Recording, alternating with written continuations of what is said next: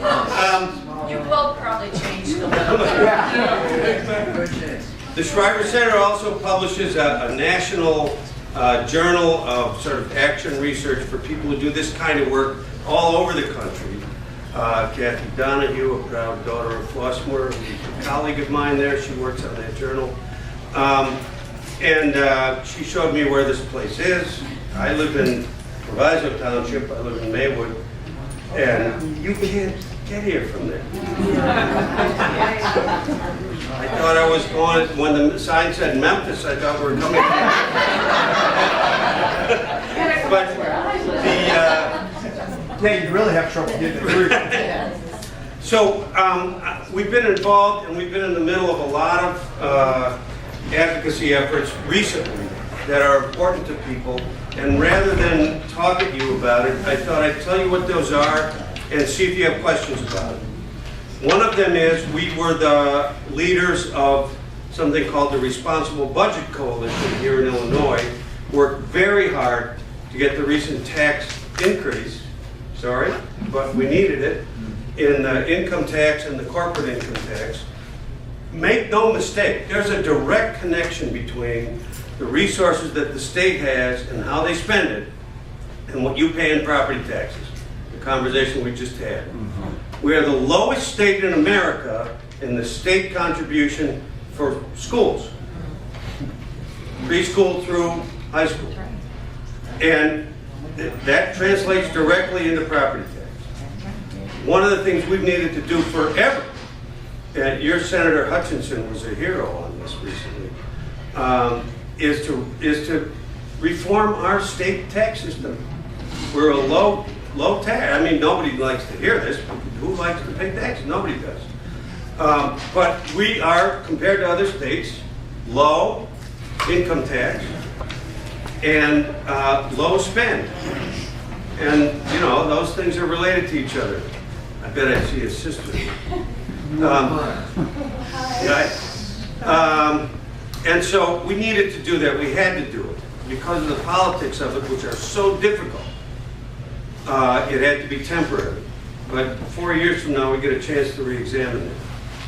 And never forget the relationship between state support for important vital services like schools, but also like services for seniors, for people with disabilities, after-school program, drug and alcohol treatment, et cetera, on and on and on. Anti-violence programs, police, fire. To the extent the state fails to support that, the problems don't go away. They're still right here. Somebody's got to deal with it. Deal with it one way or the other. It'll either be property tax or quality of life, right? So we got to have a reasonable state tax system. And they did the right thing when they raised those taxes. Now that, you know, they got a lot of people yelling at them and a lot of this Tea Party stuff and so on. We got to make sure those people don't get punished at the polls in 2012. It's another 2012 issue. Absolutely. Another thing I've been involved in a lot is the healthcare reform. So I can answer a lot of questions about that. There's a lot of wild stories going around about it. It's a really good bill and a really good, that needs to be, the punchline though is how you implement it in the state where you live. There's a lot of pots of money, there's a lot of possibilities in the federal law, but the punchline is Springfield. And so we've got to do that, we've got to implement that law right and resist the, you know, the other politicians who are trying to stop it and use it as a way to attack the president. A third thing I've been involved in quite a bit is housing issues, or at least my organization has. It's not my own specialty, but I know enough to be dangerous. To myself, probably. But we've been involved in the public housing issues in the city mostly, but also in a lot of the subsidized housing issues in outlying communities. And so I could talk about that if you have some questions. We're involved in efforts to improve child care subsidies. to address issues of violence against women and children in homes and in the workplace, to help people with financial literacy and ways to save money even if you're low income. And there's a lot of interesting developments there. So I would like to just sort of throw it open and stay here for a while and answer questions if you have any about any of that stuff. Yes. Do you know anything about the number of housing units subsidized in Chicago? Vis-a-vis the four townships, the 400,000 people out here doing in the last 10 years, the movement of people in subsidized housing from projects to the south suburbs? We were deeply involved in Chicago Housing Authority transformation issue, they called it. It was demolishing those really desperate projects and attempting to sort of figure out how to build communities in their place. There's been a lot of concern about where those people went. The data shows that most of them went to other communities in the city. So statistically, most of the folks went to parts of South Shore, other parts of the West Side. But there are people who have moved everywhere. I have heard and seen press anecdotes from as far away as Minneapolis who said our problems are because of public housing people from Chicago moving here. So there's a lot of sort of emotion and mythology about it, and yet I don't want to deny that it's an issue. So we've been involved in some of that. So the other thing I want to say there before I close is that there's a difference between subsidized housing and public housing. No, I understand. Right. So public housing is publicly owned housing, and people live there But for. when those people moved out, they got vouchers. Some got vouchers and then came out, and then they found places where there were landlords who would rent for them. And historically, a lot of that is in the south suburbs. You didn't move to the North Shore. That's right. That's true. Although some did. Or Elmhurst. But if you talk to people on the North Shore and Elmhurst, they'll say we got a lot of those people in our community. That's where all our problems are. Yeah, right. But go ahead. Well, I was going to say, what had happened, those particular people may not have come to the suburbs, but we have to remember it's probably been 40 years since they built any low-income housing in the city of Chicago. So every time you see a multi-family unit go to burn up in Chicago, there's that many more families that are going to be out in the suburbs. Maybe not those particular families, but somebody's going to be pushed on into the suburbs. I mean, Right. I was going to I don't mean to deny, I didn't mean to say that Right. there hasn't been a migration here. The south suburbs, a traditional migration pattern is from Sure. the city to the south suburbs, especially for African Americans and Even from Hyde Park? of all income levels. And Maywood too, where I live. And some people are high income, some people are low income. Some of the low income people are problematic, some of them aren't, most of them aren't. And so it gets down to eventually you can't really build a wall, right? You have to have good schools and things to do after school, and YMCA's and parks and Little League and things for people to do. And police, let's face it. But drug and alcohol problems, all those things that this state budget crisis is defunded, right? Another reason. Those are important services. People don't understand what state pays for because everybody's suspicious and disgusted with the stuff in Springfield. Nobody trusts that it pays for good stuff. It pays for stuff we need. Yes, sir. I think it's real important though that we realize that it's not the individuals who are moving who are the problem here.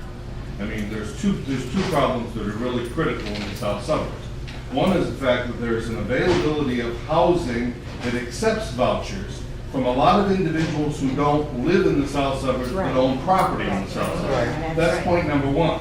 And that's crucial to understand. Obviously, where's somebody going to go who has a voucher? they're gonna go where there's a landlord that's gonna take them. If there's more landlords who are gonna take them in the south suburbs, they're gonna end up in the south suburbs. That's not the fault of the poor family that's moving, so that's critical. Second thing that's very important, and I think, a few years ago, Robin Kelly tried to address this with some legislation. If in fact we are going to have the available housing in the south suburbs, which I have no problem with, then let's have the available jobs in the south suburbs. That's where the critical element is. Because it's a double burden on that poor homeowner, or resident rather, who then has to travel a great distance, pay more for childcare, pay more for transportation, because there's no jobs available to them. The state needs to put into place something like Robin tried to do, which will say that there has to be correspondingly economic development money for job creation, where in fact there's available housing for vouchers. You got it, absolutely.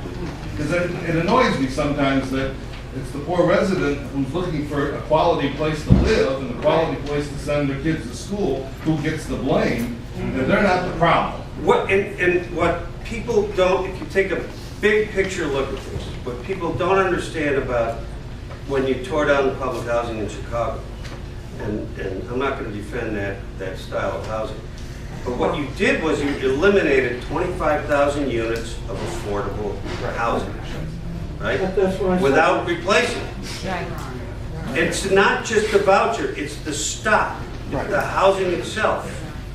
Well, and I think one of the biggest issues that we have here in the south suburbs, at least in Stager where I live, is absentee landlords who don't maintain their property, and a lack of code enforcement, a lack of updated building codes, an unwillingness to force property owners to, upgrade to the current codes. And I'm not quite sure how you tackle that, because it stands to reason that substandard housing is going to be cheaper, and that's how you end up with people who don't want to live in substandard housing, but it's the only place they can afford. It drops property values in general. It creates other, types of problems the neighbors aren't, that kind of thing. The other big threat to affordable housing, there's three big threats to affordable housing: tearing down public housing, this sort of refinancing, right? When you have subsidized housing, where the actual building is subsidized, not just the voucher. That when the financing runs out, then the owners have the right to take it to market level, right? And so you're at a decision point there. There's tens of thousands of units of that are on the verge of going to market rate or retaining their subsidies, depending on continuing federal subsidies, a big issue in the federal budget, which we had news about today.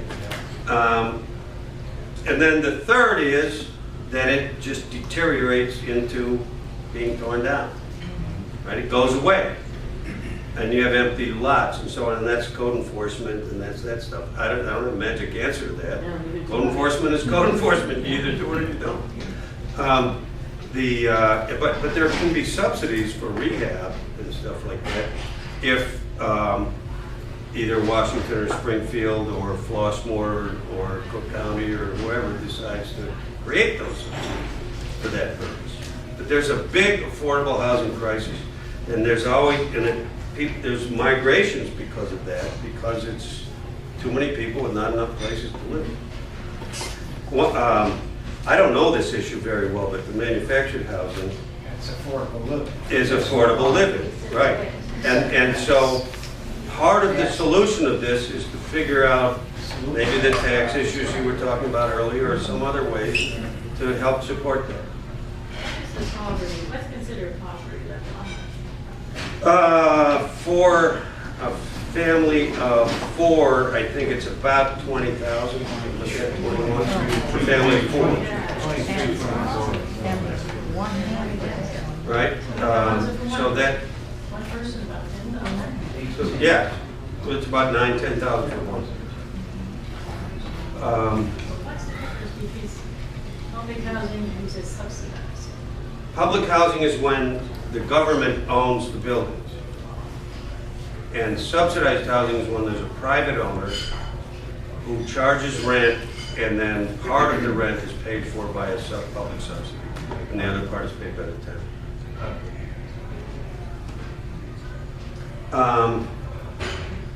Okay, anything else? There was a big announcement today or yesterday, I guess, by the President about his budget blueprint for the coming year. And this is complicated, wheels within wheels, complicated stuff. But the big picture messages are, what the President wants to do is to maintain priorities, but also bring down the deficit, which is starting to be a problem. We're too far in debt. We had to spend a lot to get out of the recession. And the spending stimulates, it creates jobs. But now we got to sort of phase back that down, get back to normal as the economy improves. So that's what he wants to do, and some of the things in his budget blueprint are painful. There are cuts to programs we care about, like low-income heating assistance, heating and energy assistance. There's some trimming to the Pell Grant program. There's some trimming to the Community Development Block Grant program that he would propose. There's some pain in there, but I urge people to look at the big picture, right? There's a showdown right now in the near future and another showdown in the fall.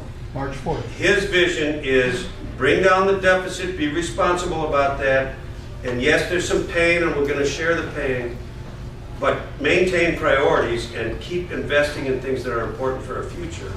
And then you got the other guys over here whose cuts are of a complete other order of magnitude. They would invade Medicare, they would invade Medicaid, they would invade Social Security, they would completely eliminate some things that the President is sort of trimming around the edges, like Pell Grants. And they would continue the tax breaks for the wealthy. Obama's plan would eliminate those in 2012 for people above 250,000. How many here? Oh, Kathy, of course, we pay her a lot of money.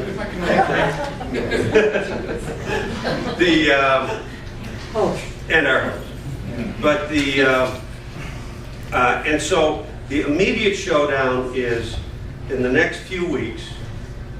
The Republicans are going to hold this hostage over raising the debt limit. That's right. Right? Yeah. If you don't raise the debt limit, then we can't borrow the money to keep the government going.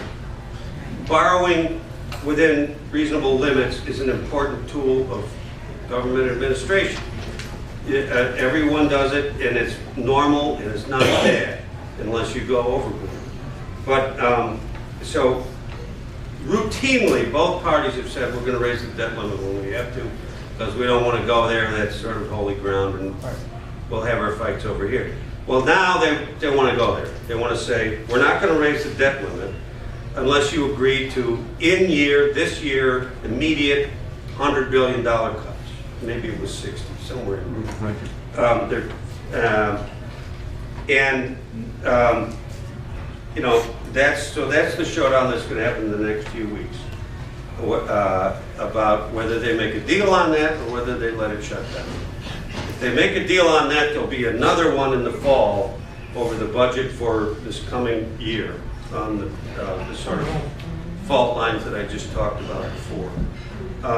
And so it's a big deal. You can be frustrated and you can try to get the administration to ameliorate some of the suggested cuts in the President's plan. But you also have to understand the big picture. This is a very important fight over the future of the country. Right. Absolutely. There's a great big chasm between this side and this side about what our future is going to be. And on this side, I think there's opportunity and social justice, and on this side, there's something else. Right. And even if the debt limit gets raised on March 4th, which is highly unlikely, the most likely scenario is if they raise it by just a little, instead of traditionally it gets raised by a lot, so that they don't have to face this. But Republicans are really playing. They want to keep the leverage. Right. And so I mean, this is not an issue that's going to go away. I think this is something. One of the things why elections matter. Right. But you got it. Okay.